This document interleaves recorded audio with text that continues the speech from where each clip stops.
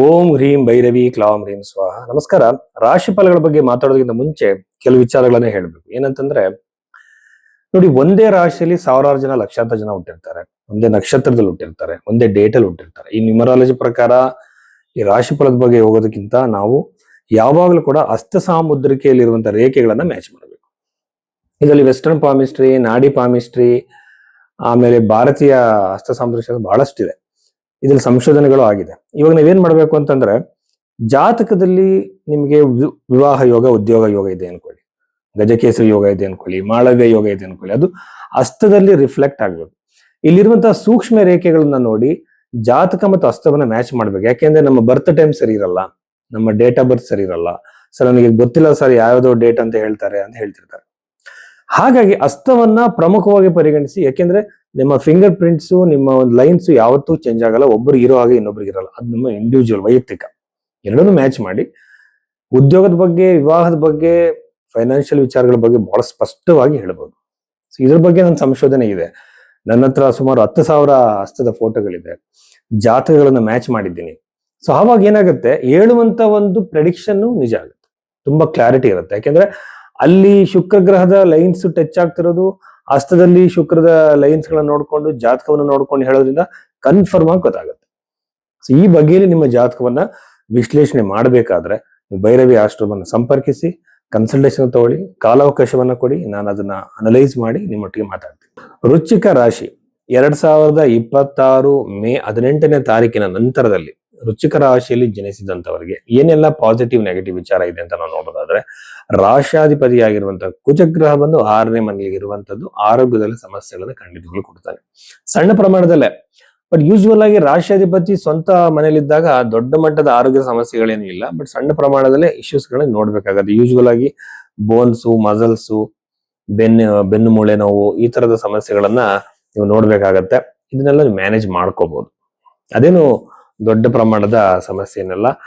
7ನೇ ಮನೆಯಲ್ಲಿರುವಂತಹ ಸೂರ್ಯ, ಬುಧ, ಚಂದ್ರನನ್ನು ನಾವು ನೋಡಿದ್ರೆ ವಿವಾಹ ಪ್ರಾಪ್ತಿಯ ಸಾಧ್ಯತೆ ಹೆಚ್ಚಾಗಿದೆ. ಒಳ್ಳೆಯ ಸಂಬಂಧ ಬರ್ಬೋದು, ಮದುವೆ ಆಗ್ಬೋದು, ಎಂಗೇಜ್ಮೆಂಟ್ ಆಗ್ಬೋದು, ವೈವಾಹಿಕ ಜೀವನಕ್ಕೆ ನೀವು ಕಾಲಿಡುವಂತಹ ಸಾಧ್ಯತೆ ಅತಿ ಹೆಚ್ಚಾಗಿದೆ.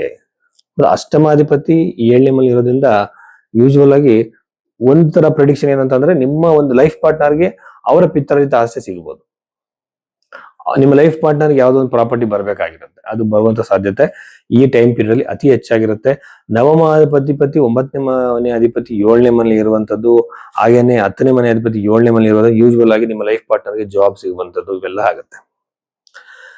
ನಿಮಗೂ ಕೂಡ ಉದ್ಯೋಗದ ಅವಕಾಶ ಜಾಸ್ತಿ. ಬಟ್ ಕೇತು ಗ್ರಹ ಇರೋದ್ರಿಂದ ಟೆನ್ಷನ್ಗಳೇ ಜಾಸ್ತಿ ಅಂತ ಹೇಳ್ಬೋದು. ಕೇತು ಗ್ರಹ 10ನೇ ಮನೆ ಇದ್ದಾಗ ಯೂಶುವಲ್ ಆಗಿ ಜಾಬ್ ಅಲ್ಲಿ ಇನ್ಸ್ಟೆಬಿಲಿಟಿನೇ ಜಾಸ್ತಿ, ಇನ್ಸೆಕ್ಯೂರಿಟಿನೇ ಜಾಸ್ತಿ ಇರುತ್ತೆ. ಉದ್ಯೋಗದಲ್ಲಿ ಜಾಸ್ತಿ ಪಾಸಿಟಿವಿಟಿ ಏನಿಲ್ಲ. ಬಟ್ ನಿಮ್ಮ ಲೈಫ್ ಪಾರ್ಟ್ನರ್ಗೆ ಅತಿ ಹೆಚ್ಚಾಗುತ್ತೆ. ಯಾಕೆಂದ್ರೆ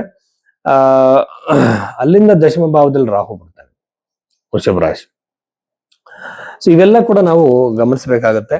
ಆಮೇಲೆ ಪ್ರಾಪರ್ಟಿ ಖರೀದಿ ಆಗುವಂತ ಸಾಧ್ಯತೆ ಅತಿ ಹೆಚ್ಚಾಗಿದೆ. ಬಟ್ ಕೆಲವರಿಗೆ ತಮ್ಮ ಸ್ಥಳವನ್ನ ಬಿಟ್ಟು ಹೊರಗಡೆ ಪ್ರಾಪರ್ಟಿ ಮಾಡಿರ್ತಾರೆ. ಈಗ ಫಾರಿನ್ ಅಲ್ಲಿ ಇರ್ತಾರೆ, ಇಂಡಿಯಾದಲ್ಲಿ ಪ್ರಾಪರ್ಟೀಸ್ ಮಾಡ್ತಾರೆ. ಬೆಂಗಳೂರಲ್ಲಿ ಇರ್ತಾರೆ, ಅವ್ರು ಚಿಕ್ಕಮಗಳೂರಲ್ಲಿ ಪ್ರಾಪರ್ಟಿ ಮಾಡ್ತಾರೆ. ಈ ರೀತಿಯ ಉದ್ದೇಶವನ್ನು ಇಟ್ಕೊಂಡಿರುವಂತವ್ರಿಗೆ ಪ್ರಾಪರ್ಟಿ ಖರೀದಿ, ಪ್ರಾಪರ್ಟಿ ಮಾಡುವಂತ ಯೋಗ ಅತಿ ಹೆಚ್ಚಾಗಿದೆ ಅಂತ ಹೇಳಿ. ಇದು ಸರಳವಾಗಿ, ಸುಗಮವಾಗಿ ಆಗುತ್ತೆ. ಕುಟುಂಬದಿಂದ ಹೊರಗಡೆ ಹೋಗಿ ಜಾಬ್ನ ನೋಡುವಂತವ್ರಿಗೆ, ಕುಟುಂಬವನ್ನ ಬಿಟ್ಟು ಹೊರಗಡೆ ವಿದ್ಯಾಭ್ಯಾಸ ಮಾಡಕ್ ಹೋಗ್ತಿದ್ರೆ ಈ ರಾಶಿಯವರಿಗೆ ಅನುಕೂಲ ಆಗುತ್ತೆ. ಈಸಿಯಾಗಿ ಎಲ್ಲ ಕೆಲಸಗಳು ಸುಗಮವಾಗಿ ಆಗುತ್ತೆ. ಬಿಟ್ಟು ಹೋಗುವಂತ ಪರಿಸ್ಥಿತಿನೇ ಹೆಚ್ಚಾಗುತ್ತೆ. ಯಾಕೆಂದ್ರೆ ಈಗಿನ ಪರಿಸ್ಥಿತಿಗೆ ಜಾಬ್ ಆಪರ್ಚುನಿಟೀಸ್ ಅವೆಲ್ಲ ನಾವು ನೋಡಿದಾಗ ಯಾರಿಗೂ ಕೂಡ ಬಹಳ ಈಸಿಯಾಗಿ ಅವ್ರು ಇರುವಂತ ಸ್ಥಳದಲ್ಲಿ ಎಲ್ಲ ಸಿಗಲ್ಲ. ಅದನ್ನ ಹುಡ್ಕೊಂಡು ಹೋಗ್ಬೇಕಾಗತ್ತೆ. ಸೊ ಆ ಪರಿಸ್ಥಿತಿ ವೃಶ್ಚಿಕ ರಾಶಿಗಳು ಕ್ರಿಯೇಟ್ ಆಗಿದೆ. ಬಹಳ ಒಳ್ಳೆಯದು ಅಂತ ಹೇಳ್ಬೋದು. ಚತುರ್ಥ ಅಧಿಪತಿ ಬಂದು 5ನೇ ಮನೆ ಇರೋದ್ರಿಂದ ನಿಮ್ಮ ಮಕ್ಕಳು ಪ್ರಾಪರ್ಟಿನ ಖರೀದಿ ಮಾಡ್ತಾರೆ. ನಿಮ್ಮ ಮಕ್ಕಳಿದ್ರೆ ಅವ್ರ ಪ್ರಾಪರ್ಟಿ ಖರೀದಿ ಮಾಡುವಂತ ಅವಕಾಶ ಜಾಸ್ತಿ. ಆಮೇಲೆ ಅಗೇನ್ ಇದು ಬಂದು ಅಣ್ಣ ತಮ್ಮಂದ್ರ ಮಧ್ಯೆ ಒಂದು ಒಳ್ಳೆಯ ಸಂಬಂಧ. 3rd ಲಾರ್ಡ್ ಇಂದ 5th ಹೌಸ್ ಒಳ್ಳೆಯ ಒಂದು ಅನುಕೂಲವಾಗಿರುವಂತ ಸಂಬಂಧಗಳು ಕ್ರಿಯೇಟ್ ಆಗುತ್ತೆ. ಆಮೇಲೆ ಇನ್ನೊಂದು ವಿಚಾರ ಏನಂತಂದ್ರೆ, ಚತುರ್ಥ ಭಾವದಲ್ಲಿ ರಾಹು, ಪಂಚಮ ಭಾವದಲ್ಲಿ ಶನಿ, ಇವೆಲ್ಲ ಕೂಡ ಒಂದ್ ರೀತಿ ಪಾಸಿಟಿವ್ ಅಂತಾನೆ ಹೇಳ್ಬೋದು. ವೃಶ್ಚಿಕ ರಾಶಿಯವರು ಯೂಶುವಲ್ ಆಗಿ ಚಂದ್ರ ನೀಚನಾಗೋದ್ರಿಂದ ಮೆಂಟಲಿ ಸ್ವಲ್ಪ ಡಿಸ್ಟರ್ಬ್ ಆಗ್ತಿರ್ತಾರೆ. ಓವರ್ ಥಿಂಕಿಂಗ್ ಇಶ್ಯೂಸ್, ನಿಮ್ಮ ಹಸ್ತಗಳಲ್ಲಿ ಓವರ್ ಥಿಂಕಿಂಗ್ ಇಶ್ಯೂಸ್ ತುಂಬಾ ಕ್ಲಿಯರ್ ಆಗಿ ಕಾಣುತ್ತೆ. ತುಂಬಾ ಅಡ್ಡಗೆರೆಗಳಿದ್ರೆ ಅದನ್ನ ಒಂದ್ಸಲ ಅಬ್ಸರ್ವ್ ಮಾಡ್ಕೊಂಡು, ಎಗೇನ್ ವೃಶ್ಚಿಕ ರಾಶಿ ಜನಿಸಿದ್ರೆ ಅಫ್ಲಿಕ್ಷನ್ಸ್ ಇದ್ರೆ ಬಹಳ ಕೇರ್ಫುಲ್ ಆಗಿರ್ಬೇಕು. ಚಂದ್ರನನ್ನ ಎನರ್ಜೈಸ್ ಮಾಡ್ಕೋಬೇಕು. ಚಂದ್ರನ ಎನರ್ಜೈಸ್ ಮಾಡ್ಕೊಳ್ಳೋದು ಅಂತಂದ್ರೆ ನಿಷ್ಠೆಯಿಂದ ಮಾಡ್ಬೇಕಾಗತ್ತೆ. ಯಾವುದೇ ಪೂಜೆ ನೋಡಿ, ನಾನು ದುಡ್ಡು ಕೊಡ್ತೀನಿ, ದುಡ್ಡು ಬಿಸಾಕ್ತೀನಿ, ಅವ್ರು ಪೂಜೆ ಮಾಡ್ತಾರೆ ಅನ್ನುವಂತ ಒಂದು ಬಿಸ್ನೆಸ್ ಮೈಂಡೆಡ್ ಅಲ್ಲಿ ಆತರ ಕೊಂಡ್ಕೊಳಕ್ ಆಗಲ್ಲ. ನಾವು ಭಗವಂತನ ಆಶೀರ್ವಾದವನ್ನ ಅಲ್ಲಿ ಸೇವೆ ಮಾಡ್ಬೇಕಾಗತ್ತೆ, ಅಲ್ಲಿ ಡೆಡಿಕೇಟ್ ಆಗ್ಬೇಕಾಗತ್ತೆ, ಶರಣಾಗಬೇಕಾಗತ್ತೆ. ಆಗ ಮಾತ್ರ ಕರ್ಮದಲ್ಲಿ ಬದಲಾವಣೆ ಆಗೋಕ್ ಸಾಧ್ಯ. ಅಹಂಕಾರದಿಂದ ನಾವು ಭಗವಂತನನ್ನ ಗೆಲ್ಲಕ್ಕಾಗಲ್ಲ. ಸೊ ಇದು ಪೂಜೆಗೂ ಕೂಡ ಅನ್ವಯಿಸುತ್ತೆ. ನಾವ್ ಯಾರೋ ಪೌರೋಹಿತ್ಯ ಮಾಡಕ್ ಬಂದ್ರು, ಸರ್ ಪುರೋಹಿತರು ದುಡ್ಡು ಕೊಟ್ವಿ ಮಾಡಿದ್ರು ಅಂದ್ರೆ ಹಂಗಲ್ಲ. ಆ ಒಂದು ನಿಷ್ಠೆ ನಿಮ್ಗೆ ಇರ್ಬೇಕಾಗತ್ತೆ. ಅವ್ರು ಮಾಡಿದ ಕೆಲಸಕ್ಕೆ ಒಂದು ಗೌರವದಿಂದ ಕಾಣಿಕೆ ಕೊಡ್ತೀವಿ ಹೊರತು ಅದು ಭಿಕ್ಷೆ ರೂಪದಲ್ಲಿ ಕೊಡುವಂತದ್ದಲ್ಲ. ಇದನ್ನೆಲ್ಲ ಕೆಲವರು ಬಹಳ ಅಹಂಕಾರದಿಂದ ಮಾತಾಡ್ತಾರೆ. ಸೊ ನಾನು ಆ ಪೂಜೆ ಮಾಡಿಸ್ದೆ, ಇಷ್ಟು ದುಡ್ಡು ಕೊಟ್ಟೆ, ಆಗಲ್ಲ. ಗೌರವದಿಂದ ನಾವೊಂದು ಕಾಣಿಕೆಯನ್ನ ಪೂಜೆಗೆ ಒಪ್ಸಿರ್ತೀವಿ. ಬಟ್ ನಮಗೂ ಭಗವಂತನಿಗೂ ಒಂದು ಕನೆಕ್ಷನ್ ಕ್ರಿಯೇಟ್ ಆಗ್ಬೇಕಲ್ಲ. ಸೊ ಆ ಗ್ರಹಗಳು ತನ್ನ ಒಂದು ನ್ಯೂಟ್ರಲ್ ಹೋಗ್ಬೇಕು. ನಾವು ಮಾಡಿರುವ ಕೆಟ್ಟ ಕೆಲಸಗಳಿಂದ, ಕೆಟ್ಟ ಪಾಪಗಳಿಂದಾನೇ ಆ ಕೆಟ್ಟ ಗ್ರಹಗಳಲ್ಲಿ ಬಂದಿರ್ತವೆ.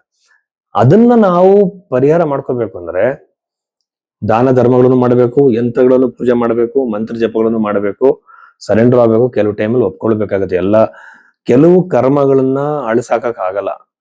ಅದ್ರ ದೃಢ ಅದೃಢ ಕರ್ಮ ಅಂತೆಲ್ಲ ಇದೆ. ಅದನ್ನ ಮಾಡ್ಕೋಬೇಕು ಅಂದಾಗ ಅನುಭವಿಸ್ಬೇಕಾಗತ್ತೆ. ಕೆಲವನ್ನ ಮಾತ್ರ ಪೂಜೆಗಳಿಂದ ಕಮ್ಮಿ ಮಾಡ್ಕೋಬಹುದು. ಸೊ ಇವೆಲ್ಲ ಇದೆ.